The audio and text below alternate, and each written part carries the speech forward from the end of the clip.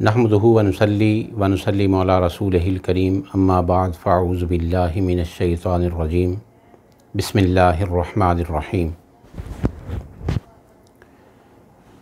دوستو، آج فرض، واجب، سنت موقدہ، سنت غیر موقدہ کے احکامات کے بارے میں مختصر گفتگو ہوگی۔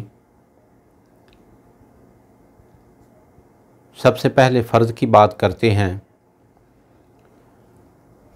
فرض شریعت مطہرہ میں اس عمل کو کہا جاتا ہے جس کا ثبوت قطعی ہو، ہرگز اس میں کوئی شک شبہ نہ ہو، جیسے رکوع سجدہ ہے، نماز، روزہ، حج، زکوٰۃ ہے۔ کوئی شخص بھی ان کا منکر ہو تو ائمہ حنفیہ کے نزدیک مطلقاً کافر ہے، اور فرض کو بغیر کسی عذر کے جو شخص ایک بار بھی ترک کرے وہ کبیرہ گناہ کا مرتکب ہے۔ اس کے بعد درجہ واجب ہے۔ واجب وہ حکم کہ دلیل ظنی سے اس کی ضرورت ثابت ہو، اس کے کیے بغیر بری الذمہ ہونے کی صورت ممکن ہو، مگر فقہاء کا ظن غالب اس کی ضرورت پر ہو۔ فقہاء احناف کے نزدیک واجب کے بغیر عبادت ناقص رہتی ہے، اور کسی واجب کو جان بوجھ کر چھوڑنا صغیرہ گناہ ہے، اور جان بوجھ کر بار بار ترک کرنا کبیرہ گناہ ہے۔ پھر اس کے بعد درجہ سنت موقدہ کا ہے۔ سنت موقدہ وہ عمل جس کو سرکار دو عالم صلی اللہ علیہ وسلم نے ہمیشہ کیا ہو، البتہ جواز کے لیے، یعنی امت کی آسانی کے لیے، یوں کہہ لیجئے کہ امت کے آسانی کے لیے کبھی اس کو ترک کیا ہو۔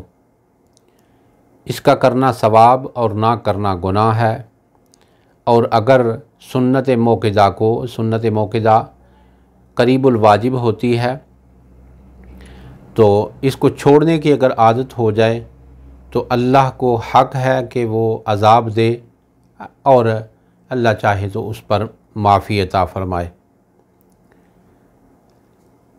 پھر اس کے بعد سنت غیر موقدہ۔ سنت غیر موقدہ نبی کریم صلی اللہ علیہ وسلم کا وہ مبارک عمل ہے کہ جس کے ترک کو ناپسند کیا گیا ہو، لیکن اس قدر بھی نہیں کہ اس پر عذاب سے ڈرایا جائے۔ سنت غیر موقدہ جو عمل کرے گا، سنت غیر موقدہ کو اپنائے گا، اس کو ثواب ملے گا، اگر نہیں کرے گا تو اس پر گناہ نہیں ہوگا۔ پھر اس کے بعد مستحب وہ عمل ہے کہ شریعت کی نظر میں پسند ہو، مگر چھوڑنے پر ناپسندیدگی بھی نہ ہو، خواہ نبی کریم صلی اللہ علیہ وسلم نے اسے کیا یا اس کی ترغیب دی یا علماء نے اسے پسند کیا، اگرچہ حدیث میں اس کا ذکر نہ بھی آیا ہو، تو مستحب اس کے کرنے پر ثواب ملتا ہے، اور نہ کرنے پر بندہ گناہ گار نہیں ہوتا۔ اس کے بعد مباح ہے۔ مباح وہ عمل ہے جس کا کرنا اور نہ کرنا شریعت مطہرہ میں برابر ہو۔ یہ تھی ان کی مختصر تفصیل۔ دعا ہے اللہ تعالیٰ مجھے اور آپ کو عمل کی توفیق عطا فرمائے۔